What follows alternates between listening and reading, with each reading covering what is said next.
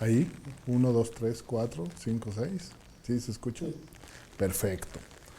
Bueno, pues demos inicio con una oración. Les pido que me acompañen para que Dios bendiga esta predicación.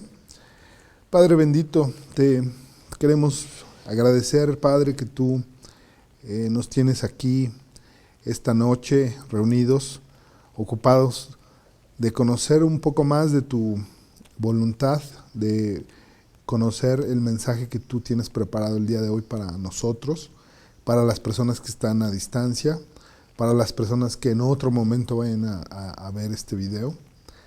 Te queremos dar muchas gracias porque tú siempre cuidas todos los detalles, tú haces posible que podamos tener el tiempo de preparar el estudio, de movernos hasta aquí, de traernos con bien de donde andemos para estar aquí presentes, y que tú cuidas además todos los detalles de este estudio. Tú cuidas también el corazón de cada uno de nosotros para ponerlo dispuesto para comprender estos mensajes espirituales que solamente podríamos entender a través del Espíritu Santo, que tú también eres el proveedor de que es el gran traductor de la Biblia, el gran medio por el que podemos entender los mensajes importantes. Y te pedimos, Padre, que este mensaje que tienes hoy en esta predicación, tú lo uses fuertemente en nuestra vida, en la vida de cada uno de los que lo escucha, también en la vida de las personas que posteriormente lo van a escuchar. Y te pedimos también, Padre, que los aprendizajes y las enseñanzas que vamos a encontrar en él, también nosotros, cada uno de nosotros, lo podamos utilizar para compartir tu buena nueva, el mensaje del Evangelio, las verdades de la Biblia, y que sea fuertemente utilizado para que tu reino siga creciendo, Padre. Te pedimos todas estas cosas en nombre de Jesucristo, nuestro Señor y Salvador. Amén. Bueno, como hemos venido haciendo en las últimas semanas, estamos realizando una serie de estudios sobre el tema de la gracia. En esta ocasión vamos a tomar otra vez el tema de la gracia y frente a ella la ley, o sea, la ley digamos que regía en el Antiguo Testamento, para analizar, digamos, desde una perspectiva un poco diferente a como ya la hemos analizado, estos temas, ¿no? Porque es muy importante tener claridad en cuál es la posición del cristiano respecto de su salvación por gracia y cuál es su posición con relación del cumplimiento de la ley. Ya hemos dicho en estudios anteriores que la ley la pone Dios en su momento como una manera de enseñarnos cuál es el estándar que quiere Dios y que desea Dios, pero que ninguno de nosotros puede alcanzar, ¿no? Ninguno de nosotros puede cumplir con ese estándar. El único que lo pudo hacer fue Jesucristo. Y al hacerlo, precisamente logra la actividad redentora, ¿no? que es propia de Jesús, ¿no? Y entonces, desde esa perspectiva, ya no estábamos sujetos a la ley, ¿no? ¿Sí? Bueno, entonces continuamos.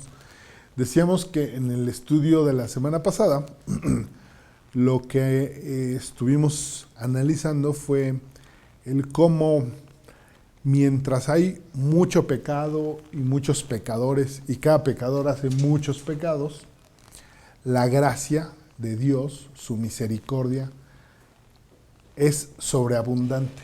O sea, hay mucha más gracia que la del pecado, y el pecado, por tanto, no limita esa gracia, ¿no? Pero entonces, de todas formas, teniendo muy clara la doctrina de la gracia, ¿sí? El que cada uno de nosotros solo somos salvos por gracia, es importante pues resolver algunas preguntas, digamos, que la simple lógica nos haría preguntarnos, ¿no? Y que es, digamos, las preguntas que también pueden ser utilizadas para cuestionar, digamos, de manera central y para atacar nuestra fe, ¿no? Y bueno, ¿cuál es esta pregunta lógica y si queremos verla así como objeción lógica al tema de la gracia? Es si la gracia, porque si el pecado es mucho, pero la gracia sobreabunda, la pregunta lógica es, pues no tendríamos entonces que seguir pecando para obtener cada vez más gracia. Esa sería una pregunta que te haría una persona que está escuchando, que cuando hay pecado, Dios opone la gracia y a través de la gracia conseguimos redención, ¿sí? Entonces, para este estudio vamos a concentrar nuestra atención en varios versículos de la Biblia, pero principalmente en Romanos 6, ¿sí? Que ese es el tema con el que inicia Pablo este tema que vamos a analizar el día de hoy, ¿no?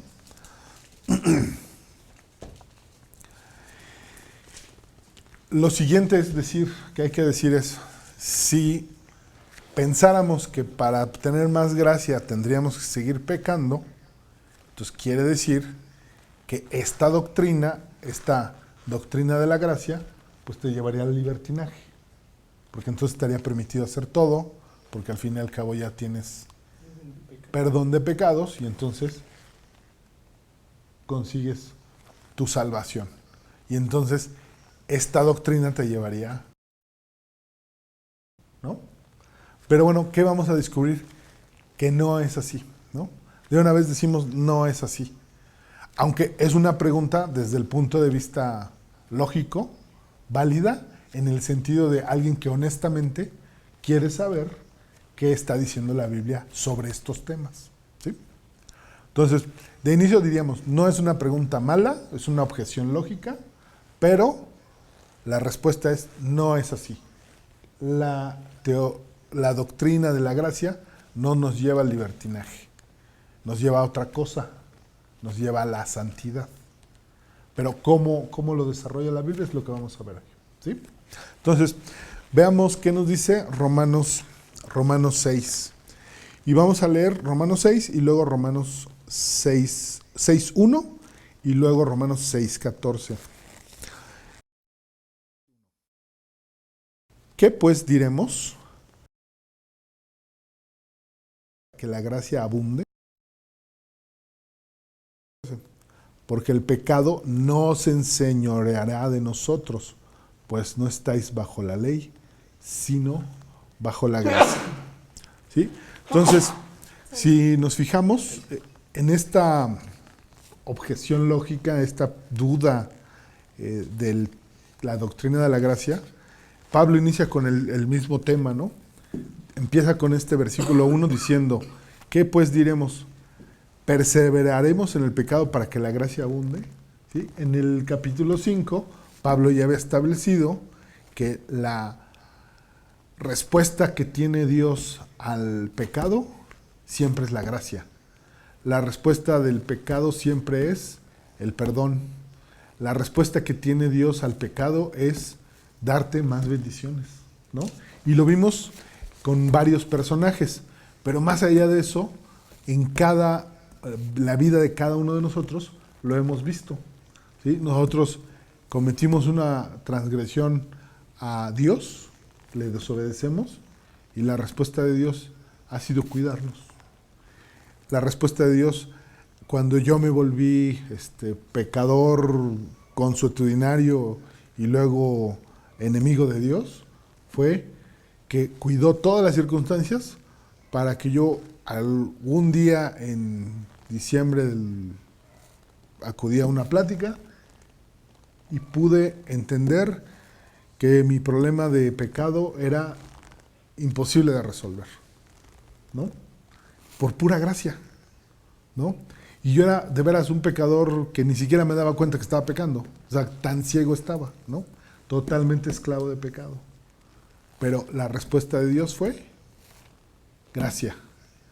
¿Sí? Cuidó circunstancias, cuidó presentarme a las personas adecuadas, cuidó, bueno, como les he platicado, hasta el tráfico de ese día, ¿no? Para que yo, aun cuando quería llegar tarde a la predicación, llegué temprano y escuché todo el mensaje del pastor, ¿no? O sea, cuidó con gracia todo aquello que era necesario para que yo escuchara un mensaje que se volvió significativo, ¿no? Y entonces por eso dice Pablo, entonces, si eso es lo que hace Dios, ¿perseveraremos en el pecado para que abunde la gracia? Entonces eso casi nos hace pensar que el camino del cristiano sería seguir en el pecado, ¿no? Pero esto no es así, ¿no? La idea de que la gracia nos conduzca hacia el pecado es una idea, vamos a decir, ilógica e irracional. Primero porque esa idea, o sea, plantearla así, sin más, sería ignorar que Dios tiene ya un propósito y que ese propósito es lograr la salvación de aquellos que tengan fe en Cristo, ¿sí? Y que ese plan ya estaba diseñado desde antes, ¿sí? Dios siempre, desde el Génesis, como lo vimos en el estudio pasado, ¿sí? Desde el momento mismo en que Adán y Eva desobedecieron, desde ese momento ya está anunciando la salvación. Cuando decía sobre la simiente de Eva y la simiente de la serpiente, de la enemistad y de la victoria que iba a tener la simiente de Eva, ¿no? Es decir, cómo Cristo iba a vencer la muerte, iba a vencer el ataque de Satanás y iba a prevalecer, ¿no?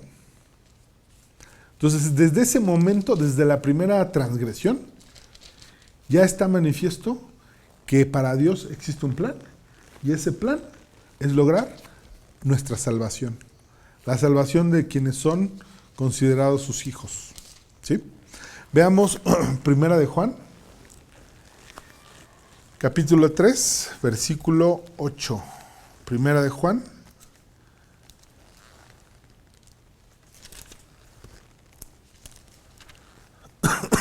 versículo 3. Capítulo 3, perdón, versículo 8. Primera de Juan 3, 8. Dice, el que practica el pecado es del diablo, porque el diablo peca desde el principio. Para esto apareció el Hijo de Dios, para deshacer las obras del diablo, ¿sí? Entonces, lo que tenemos aquí entonces es que desde el principio el plan de Dios está en deshacer la obra del diablo, que es acusarnos de nuestras desobediencias, resolver nuestro problema de pecado, resolver el grave problema de estar destituidos de la gloria de Dios por desobedecer a Dios, ¿sí?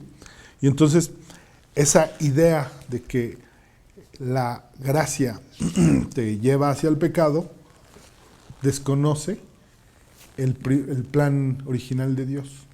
Por esa razón, por ese primer elemento, podríamos decir que esa idea no es lógica ni racional, ¿no? Pero también esa idea de que la gracia te conduce al pecado, también ignora o desconoce la manera en que Dios salva al pecador. Y eso lo hemos venido analizando en los estudios anteriores, ¿sí? La justificación, ¿sí? Esta borrón de las cuentas que tú tienes en tu contra es no por tu mérito, no por alguna acción que hayas realizado, no por las obras, sino por lo que sí efectivamente hizo alguien más, que además lo hizo sin preguntarte, lo hizo de manera gratuita y lo hizo de manera completamente voluntaria, ¿sí? Pero además lo hizo por amor y por gracia, ¿sí? Dios entonces está teniendo en su plan la manera en que tú consigas tu salvación, ¿sí? La salvación por gracia, ¿sí? La justificación por gracia, la remisión de tus pecados por algo que tú no hiciste, es decir, por un mérito que no es tuyo, sino es mérito de Jesús. Entonces también esta idea desconocería este segundo elemento, que es cómo yo obtengo la salvación, ¿sí? Veamos además también otro elemento, el que la vida de Cristo y el cómo nos relacionamos con Cristo también nos va a hacer alejarnos del pecado, ¿sí? Veamos qué nos dice Juan 15, versículos 1, y luego nos vamos a ir al versículo 5.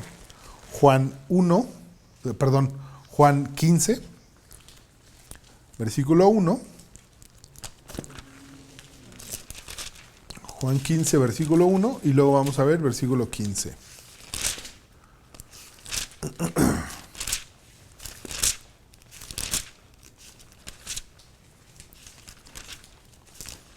Juan 15, 1. Yo soy la vid verdadera, y mi Padre es el labrador. Versículo 5. Yo soy la vid, vosotros los pámpanos. El que permanece en mí y yo en él, éste lleva mucho fruto, porque separados de mí, nada podéis hacer. Aquí, en estos versículos, Dios lo que nos está diciendo, con una figura de que en donde él se compara, donde Jesús se compara con la vid, que es el árbol de donde surge pues, las uvas, y Dios es el labrador, nos está diciendo cómo es la vida del cristiano una vez que está unido a Cristo, ¿sí? Nos dice, yo soy la vid verdadera y mi Padre es el labrador.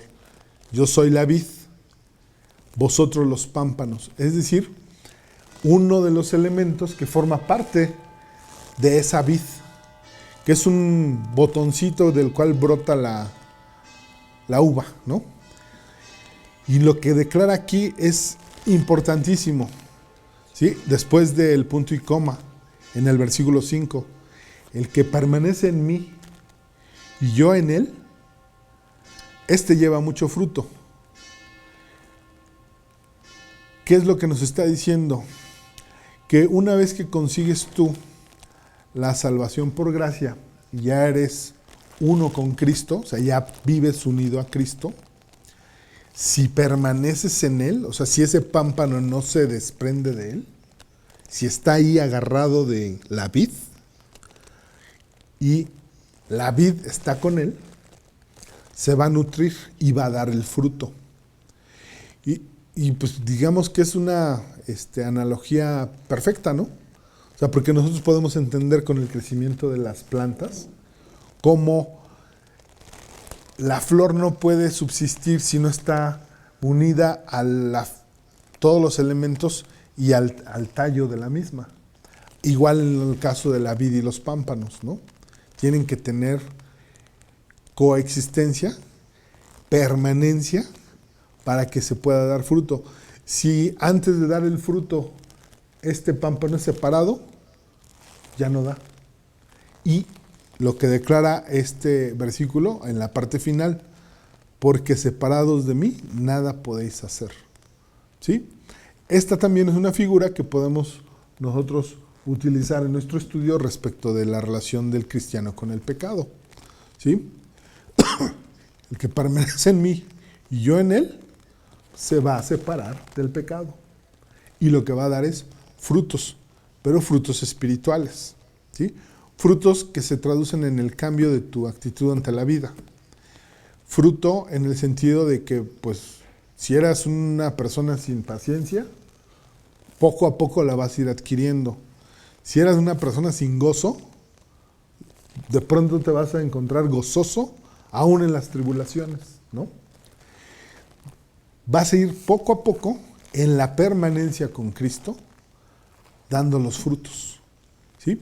Y de pronto te vas a descubrir que de la nada ya estás compartiendo naturalmente de Cristo con... Hay una persona con la que te estás relacionando, ¿no?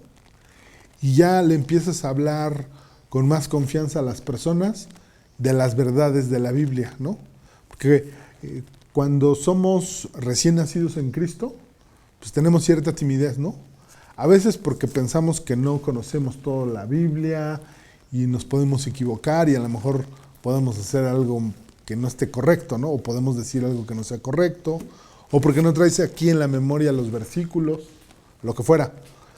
Pero con la permanencia en Cristo y el trabajo de Cristo contigo, de pronto ya estás dando fruto y hablas de manera natural, de pronto ya traes los versículos en la mano, o simplemente tu vida da un cambio que es testimonio para otros de las cosas que hace la permanencia en Cristo, ¿no?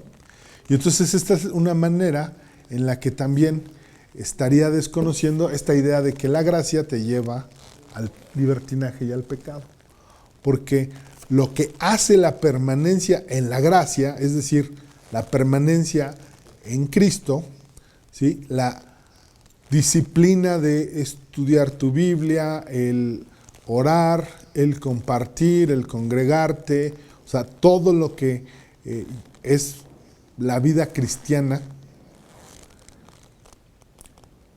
y el tener una relación individual con tu Señor y Salvador, que es Cristo Jesús, lo que te lleva es a dar frutos, a dar cambios y a poder pasar el mensaje de salvación a otra persona. Que ese es el gran cometido del por qué estamos aquí una vez que somos salvos. Ya lo habíamos también platicado en algún otro estudio, ¿no? Que ese es el por qué seguimos aquí, si bien podríamos estar con Cristo en su regazo, ¿no? ¿Por qué seguimos aquí? Para cumplir esto. Pero lo que dice Juan 15:5 es bien importante. Si no permanecemos en Cristo, nada podemos hacer. ¿Sí? Yo te pido que te lleves hoy este mensaje, ¿no? La permanencia en Cristo te va a dar la posibilidad de dar frutos en tu vida personal, en tu vida de pareja, en tu vida familiar, pero también en los frutos espirituales, que son los básicos, los esenciales, los prioritarios y los que urgen hoy en día, ¿no? Porque a la gente que no conoce a Cristo tiene una necesidad muy fuerte de Él, solo que no lo saben, ¿no? Entonces alguien tiene que ir a dar ese mensaje, ¿no? Ahora, ¿qué otros elementos podemos decir que es importante analizar respecto a esta idea de que la doctrina de la gracia te llevaría al pecado y al libertinaje? ¿Sí? Un par de ideas que también son muy escuchadas, se escuchan como frases. Algunas tienen partes de verdad, pero hay que aclararlas, ¿no? Por ejemplo, que el cristiano ya no responde al pecado, ¿sí? Hay como una idea de que, bueno, el verdadero cristiano, cuando tiene la tentación, ya no responde a ella. Pues bueno, no es así, ¿no? Eso no es cierto, ¿no? Dice Romanos 6:11, ¿sí? Regresemos a nuestro pasaje, Romanos 6:11.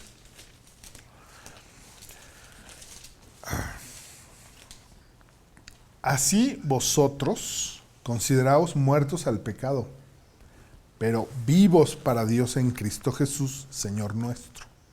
¿Sí? Que hay una diferencia importantísima con la persona que está muerta en pecados. ¿Sí? Es decir, los que éramos nosotros antes de ser salvos por gracia de Cristo. ¿Sí? Antes de ser salvos, somos personas que decíamos estábamos muertas porque nuestros pecados ya nos habían destituido de la gloria de Dios. Y un muerto no responde. No responde. El muerto está muerto, ¿no? Entonces se necesita un acto, pues podríamos decirlo así, milagroso, para que ese muerto cobrara vida. Y ese acto vino con el sacrificio de Cristo en la cruz, su resurrección, y el que pues te haya sacado del fondo de donde estabas muerto en pecados a vida, ¿no? Ahora miren, dice otra vez Romanos 6:11, así también vosotros consideraos muertos al pecado. ¿Sí? Ahí, hasta ahí, si leyéramos hasta ahí, estaríamos como el otro muerto, ¿no? También muerto en sus pecados, ¿no? Pareciera una idea similar. Pero aquí lo que dice, y es una diferencia grande en Romanos 6:11, es que dice, pero vivos para Dios en Cristo Jesús, Señor nuestro. ¿Sí? Entonces, aunque existiera pecado para Dios, tú estás vivo. Tú has recuperado la vida. Tú ya eres parte de su familia, de su iglesia, de su tesoro, ¿no? Y entonces el pecado existe y está ahí, pero tú tienes la capacidad de estar vivo respecto de también eso, ¿sí? O sea, muerto en el pecado en el sentido de que hay que olvidar la vida anterior. Vivo porque estás con una nueva identidad, con una nueva, vamos a decir, credencial de identidad como cristiano, ¿sí? Y con vida para tener la capacidad de ir abandonando el pecado, ¿sí? De ya no quererlo, de sentirte en tu conciencia mal cuando llegas a pecar, ¿sí? Yo hace un rato les decía que antes de venir a Cristo y acudir a una predicación, yo pecaba de manera consuetudinaria y ni siquiera consideraba eso malo. Pues lo justificaba, ¿no? Decía, pues es que ese señor es peor que yo, y aquel otro, pues mucho más, ¿no? Y bueno, yo en mi balance de las cosas buenas y malas que hago, pues parece que hago mejor, unas cosas buenas que borrarían aquellas, ¿no? Y me echaba mis justificaciones, la verdad, bastante chafas, ¿no? Pero eran las que yo creía. Y luego había cosas malas que ni siquiera veía como malas, ¿no? Hoy en día, si ocurre que me encuentro en un pecado, tengo constricción, me siento mal y puedo acudir con Cristo a decirle, Padre, sigue trabajando conmigo porque sigo cayendo, ¿no?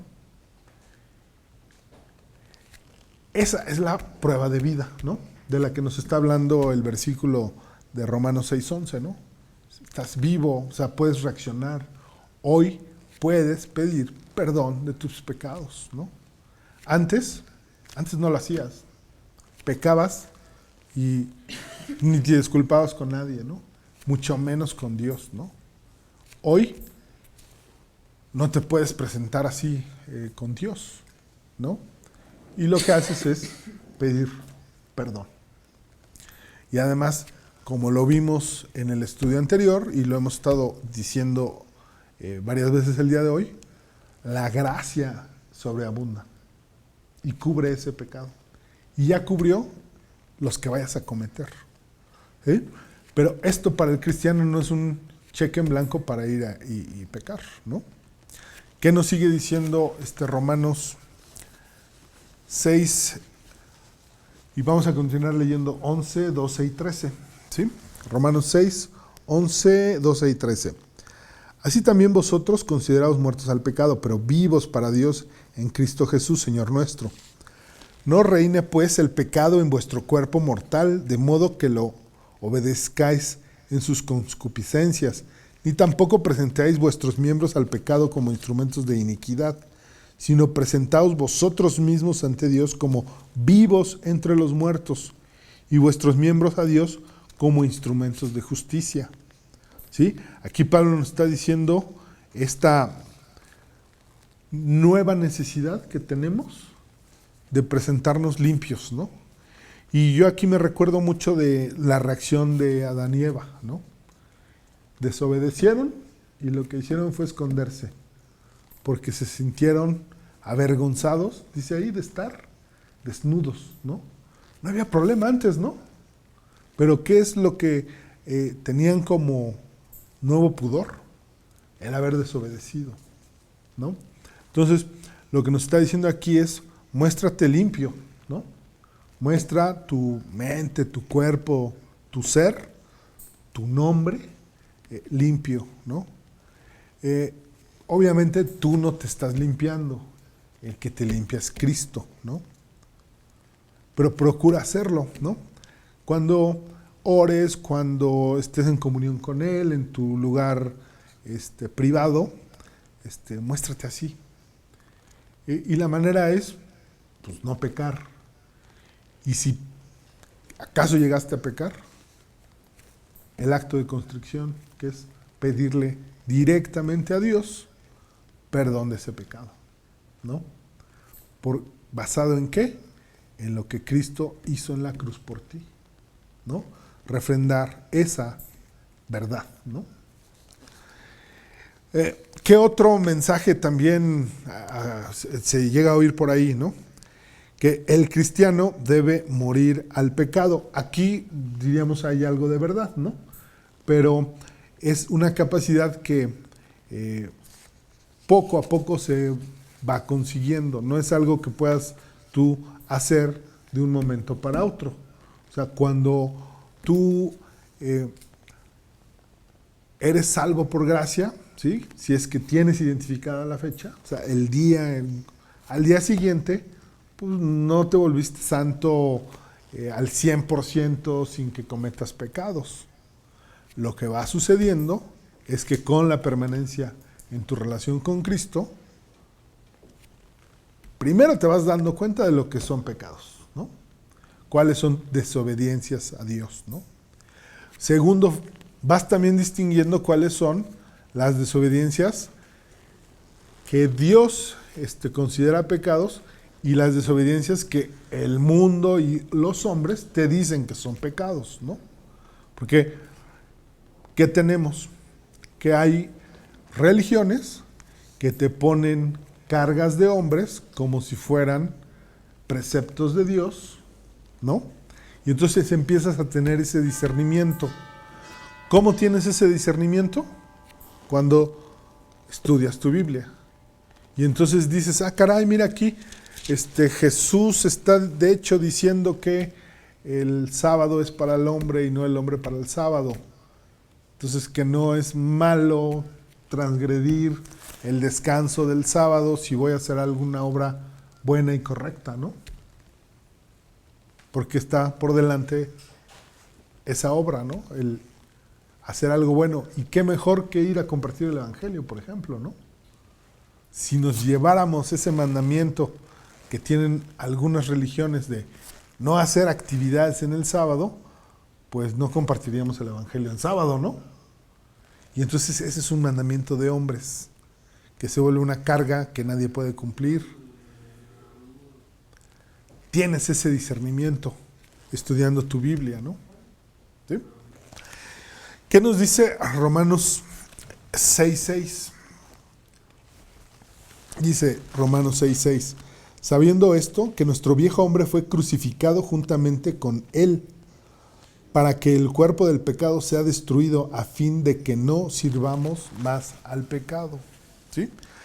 En este versículo, este mensaje se presenta así, como un proceso, ¿sí?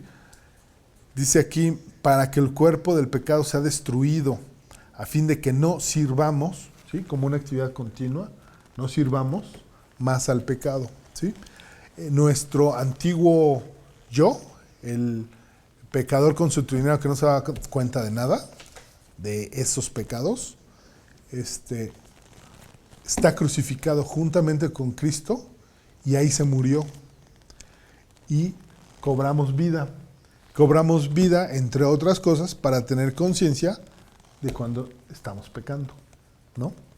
Y ese es, yo creo que el primer elemento que es bien importante en el proceso que cada uno de nosotros tiene de su salvación por gracia, que uno se puede dar cuenta de que ha tenido un problema y que ha vivido en el problema del pecado, ¿no? Hoy como cristiano ya lo tienes como un recuerdo, como el recuerdo de cuando no tenías solución el problema de pecado que tenías. Y hoy el problema de pecado tiene solución. Tiene solución porque cada vez pecas menos teniendo permanencia en Cristo. Y tiene solución porque si llegases a pecar, ese pecado está perdonado si acudes con tu Creador y en convicción le pides perdón. Y eso es una gran noticia, ¿no? Ahora, no quiere decir, otra vez, cheque en blanco para pecar, sino quiere decir que tienes conciencia para no pecar, que tienes vida y entendimiento y además un súper instrumento para no pecar, que es ir conociendo la Biblia, ¿no? Tener discernimiento de cuáles son las cosas que son agradables a Dios, ¿no? Porque eso es lo que vemos, sí, en el Antiguo Testamento, ¿sí? Es muy claro cómo hay algunos personajes que tienen una vida entregada a Dios. Karina hace rato nos hablaba de Hebreos 11 y lo vimos también en el estudio anterior, muy brevemente. Toda una constelación de personajes que no fueron perfectos, pero que en momentos importantes estaban entregados a Dios, ¿sí? Que hicieron obras importantes por pura fe, ¿no? Y por la fe se les consideró justificados, ¿no? Como el propio Abraham, ¿sí? Vemos lo que es agradable a Dios, ¿no? El creerle, ¿no? El no poner en duda su voluntad. Y aunque parezcan locuras las que luego pide, tú veíaslas, ¿no? Ese es el mensaje clave, ¿no? Entonces, bueno, ahorita acabamos de ver dos mensajes que se escuchan por ahí sobre la idea de el pecado y la gracia, pero ahora vamos a ver cómo es correcto entender este mensaje, ¿sí? ¿Cuál es la interpretación correcta, ¿no? Y bueno, ya se los adelanté, ¿no? Dice aquí el estudio, el secreto es creerle a Dios, ¿sí?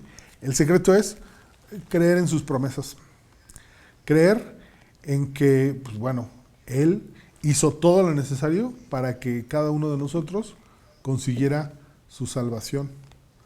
Pero además también creer que lo que va a hacer una vez que ya eres salvo es cambiar tu vida, ¿no? Y la va a cambiar de muchas formas, ¿no? Va a trabajar contigo. Aquí el eslabón débil eres tú. El eslabón fuerte es Cristo. Y lo decíamos en Juan 15:5, permaneciendo Él con nosotros y nosotros con Él, es como vamos a poder dar frutos, ¿sí? Entonces, bueno, ¿qué nos dice Romanos al respecto? ¿Sí? El Romanos 6 que estamos analizando. Veamos Romanos 6:5. Dice, porque si fuimos plantados juntamente con Él en la semejanza de su muerte, así también lo seremos en la de su resurrección. ¿Sí?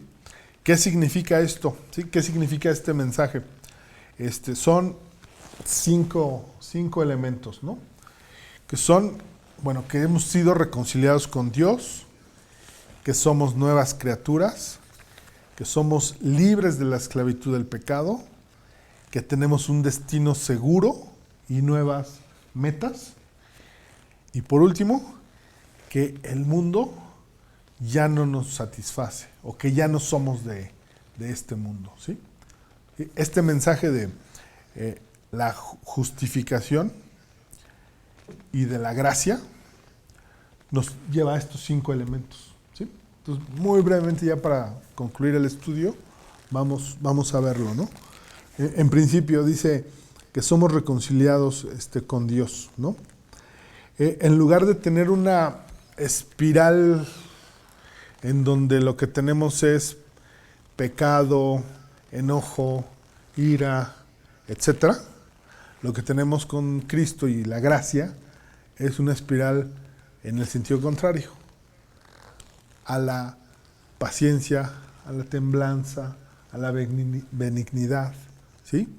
A la paciencia, al amor, ¿no? ¿Sí? Dice Romanos 5:1, un poquito antes de nuestro pasaje, Romanos 5:1, justificados pues por la fe, tenemos paz para con Dios por medio de nuestro Señor Jesucristo. ¿Sí? Aquí está una palabra grandísima, ¿no? En este versículo. Paz, ¿no? ¿Qué es lo que tenemos primero? Una reconciliación con Dios y que se traduce en tener paz con Dios, ¿no? En estudios anteriores analizábamos que el pecador que está pecando de continuo está en guerra con Dios, ¿no? Y lo que tienes con la gracia, en vez de pecado, en vez de un camino hacia el pecado, es un camino a la paz, ¿no? Y es que esa es la paz que consigues el día que vienes a Cristo, ¿no? Esta paz así como inexplicable, ¿no? De traer ruido en la mente, tribulaciones y problemas y todo eso, y un día decirle a Cristo, ayúdame con esta carga,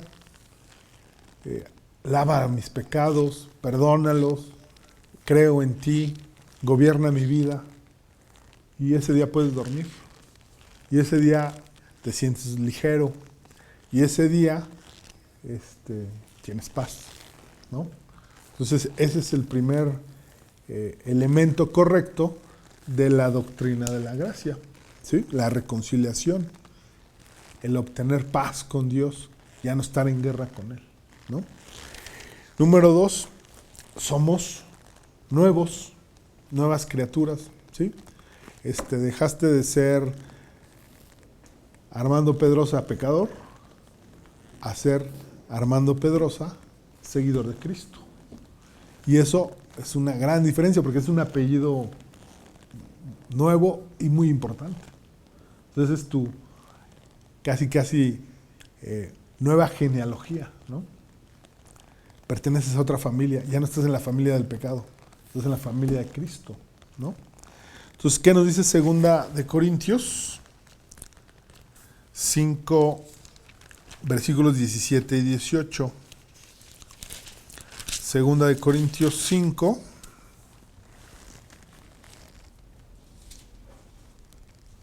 versículos 17 y 18. De modo que si alguno está en Cristo, nueva criatura es.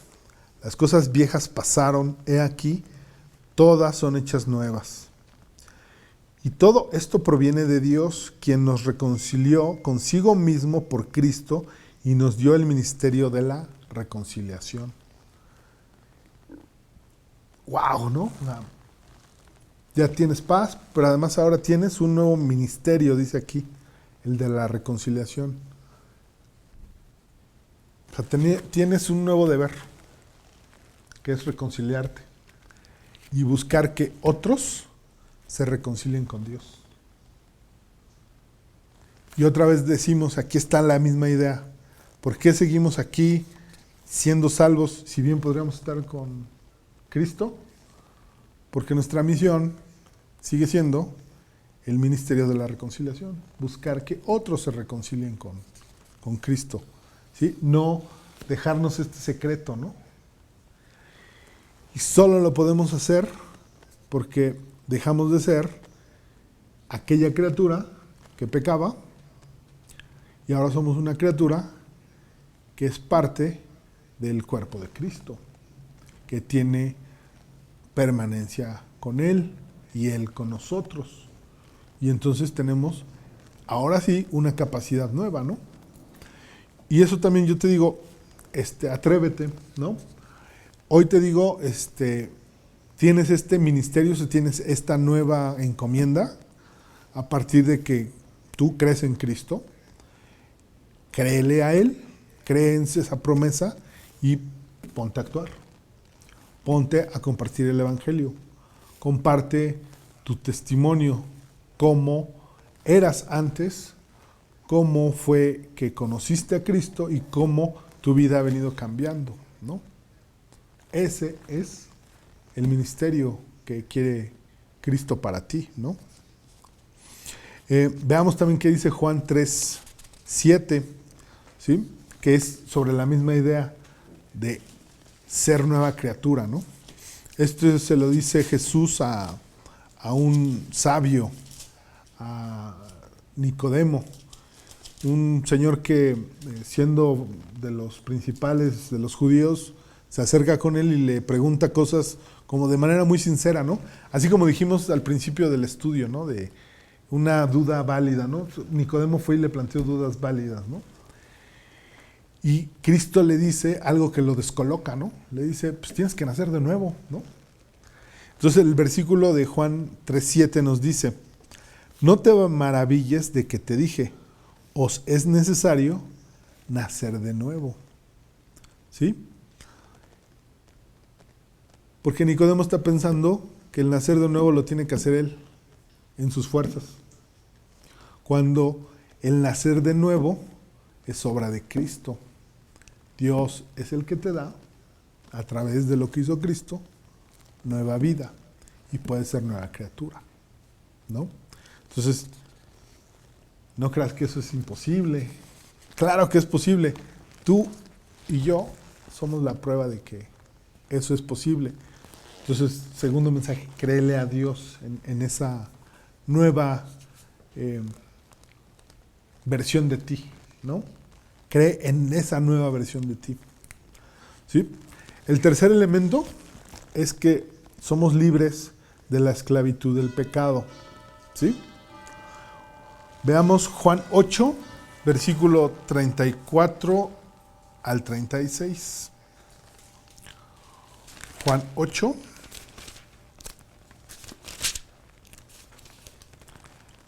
versículos 34 al 36. Juan 8:34. Jesús les respondió, de cierto os digo que todo aquel que hace pecado, esclavo es del pecado. Y el esclavo no queda en la casa para siempre, el Hijo sí queda para siempre. Así que si el Hijo os libertare, seréis verdaderamente libres, ¿no? Y esto es lo que hizo Cristo con nosotros, con cada uno de nosotros. De estar esclavizados al pecado, nos hizo libres. Libres, como les decía, hasta para entender lo que es un pecado, ¿no? A partir de ahí, libres para poder dar la buena nueva a otra persona, ¿sí? Que eso es lo básico y lo fundamental, ¿no? Para eso somos libres. Pero también somos libres para que nuestra vida cambie y tengamos frutos, ¿no? El cuarto elemento, tenemos nuevo destino y nuevas metas, ¿no? Diríamos nuevos goles, ¿no? Nuevos objetivos, ¿no? Veamos qué dice Filipenses 3, versículos 12 al 14. Filipenses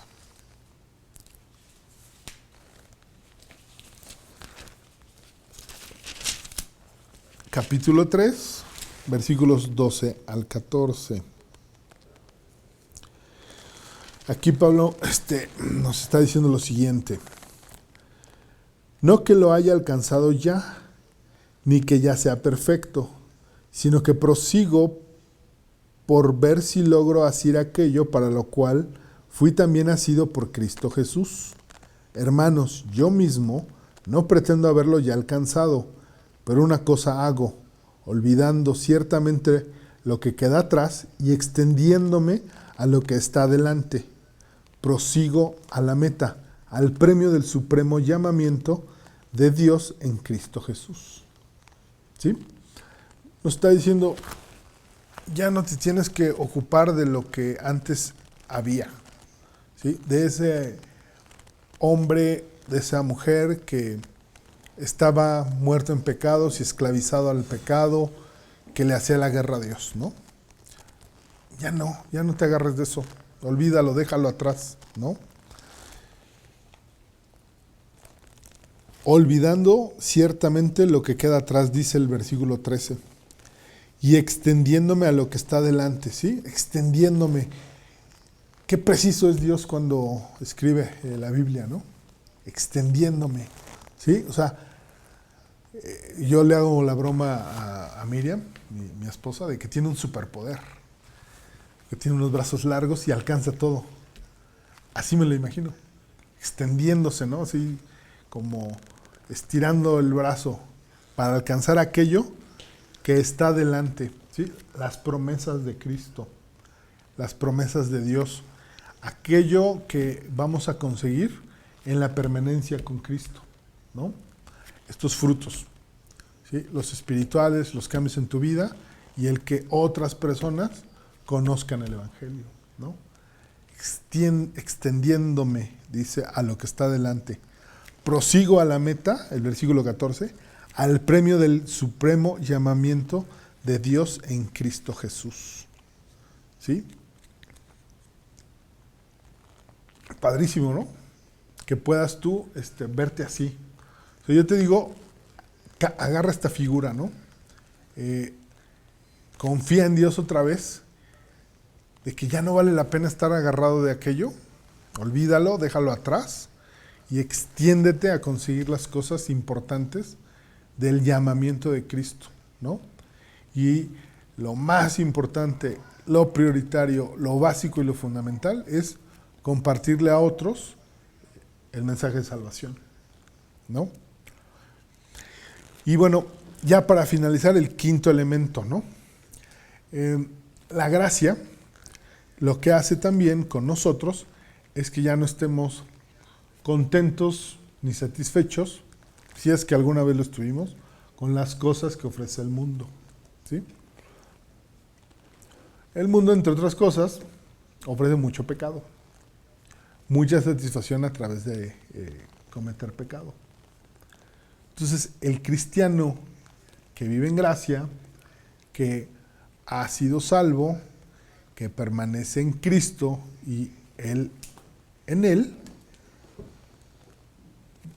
ya no encuentra satisfacción en el mundo, ¿sí? Veamos qué dice Gálatas 6:14. ¿Sí? Gálatas 6:14, que es otro de las características de los cristianos, ¿no? Gálatas 6:14.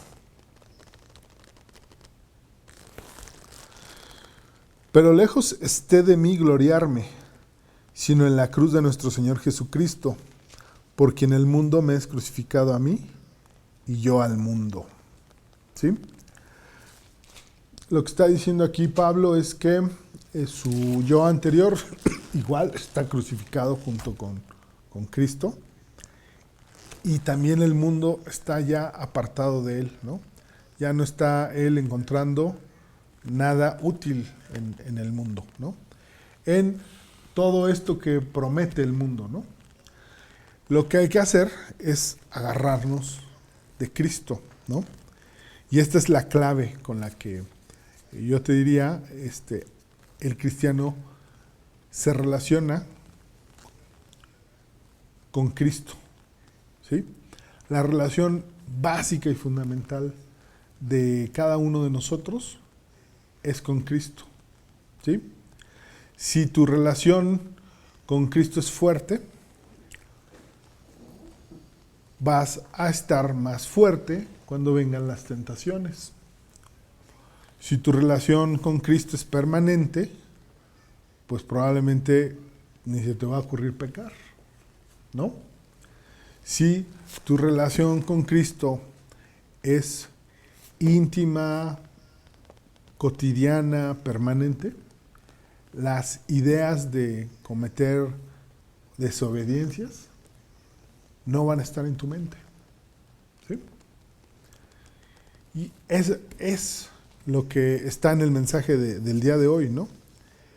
Que estemos confiados en que Dios va a trabajar con nosotros, ¿sí? Va a tener muchas manifestaciones, estos 5 elementos, ¿sí?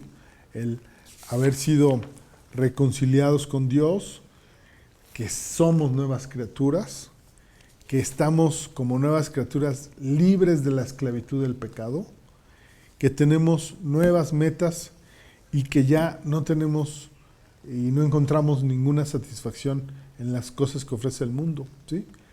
En estas 5 cosas hay que confiar, ¿no? Para poder andar como anduvo Cristo, ¿no? Veamos ya por último Romanos 8:4, ¿sí? Romanos 8:4 para finalizar el estudio. También tiene un mensaje importante. Romanos 8:4. Para que la justicia de la ley se cumpliese en nosotros, que no andamos conforme a la carne, sino conforme al Espíritu, ¿sí? Estos 5 elementos, los que vimos al final del estudio, se traducen en esto, en andar en el Espíritu, ¿sí?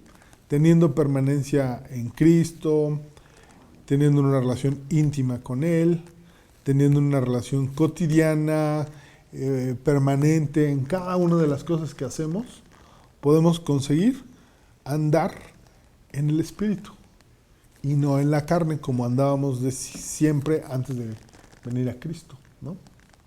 Y andar en el Espíritu es andar como Él anduvo, ¿no? Él nos lo muestran los evangelios, caminó en la tierra, pero andando en el Espíritu, porque Él mismo era el Espíritu, ¿no? Porque Él mismo siempre, todo lo que hacía, lo ponía y lo encomendaba a Dios, ¿no? Lo ponía a su servicio y era para su gloria, ¿no? Toda su vida, ¿no? Cada uno de los actos que vemos en los 4 evangelios fueron eso. Entonces nosotros como cristianos, como pequeños Cristos, estamos llamados a andar en el Espíritu. Es decir, a conseguir poco a poco, de manera permanente, de manera cotidiana, ir consiguiendo andar en cada vez mayor santidad, ¿no? Caminas hacia la santidad, te alejas del pecado. Y ese es el camino de la gracia, ¿no?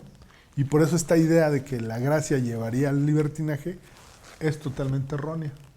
No es una idea que se desprenda de la Biblia, ¿no? Y eso es lo que yo te invito a que te quedes hoy con ese mensaje, que la gracia nos lleva al camino de la santidad, ¿sí? Porque la gracia es el principio, ¿sí? Pero nuestra relación con Dios y el trabajo que Dios hace con nosotros es lo que te va a alejar del pecado, ¿sí? Y entonces la gracia no nos lleva al libertinaje, sino nos lleva a libertad y a santidad, ¿sí? Y bueno, pues ese es el estudio del día de hoy. Y si me acompañan en una oración final, pues daríamos por concluido la predicación. Padre bendito, te queremos dar otra vez muchas gracias y reconocerte, Padre, que tú en tu Biblia de muchas maneras y de muchas formas, con muchos ejemplos y con muchas figuras. Tú nos das entendimiento de cosas que son importantes para nuestra vida, de mensajes importantes que son importantes para entender tu doctrina correcta, para distinguir la doctrina que no es sana, para distinguir lugares que no son convenientes. Te damos gracias por ello. Te pedimos que estos mensajes, estas enseñanzas que tú nos preparas, sean útiles para que nuestra fe sea firme, para que podamos también agarrar esos mensajes y defender nuestra fe cuando ésta sea cuestionada o cuando nos sea atacada. También, Padre, te pedimos que este mensaje sea bien útil para poderlo compartir, para tener un claro discernimiento de lo que es la gracia y de que esta gracia nos lleva siempre hacia ti, que el camino correcto es estar contigo, acompañarte, seguir tus pasos, reflexionar sobre tus obras y todo lo que tú hiciste, emularte, tenerte como modelo a seguir y caminar como tú caminas. Caminar en el Espíritu, tenerte siempre presente, encomendar todas nuestras obras, todas nuestras acciones, todos nuestros logros, todas nuestras labores y todos los trabajos que realizamos a ti y que sean útiles para tu gloria, Padre. Te queremos pedir también por las personas que nos siguen a distancia, que nos siguen en Zoom y en YouTube, para las personas que vean este estudio en el futuro, que trabajes fuertemente en su corazón para que este mensaje sea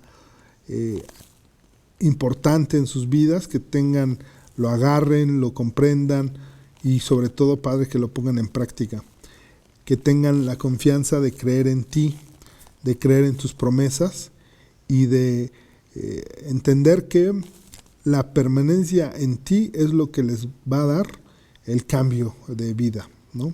La permanencia en ti es lo que les va a dar el que den frutos espirituales, el que den frutos y cambios en su vida.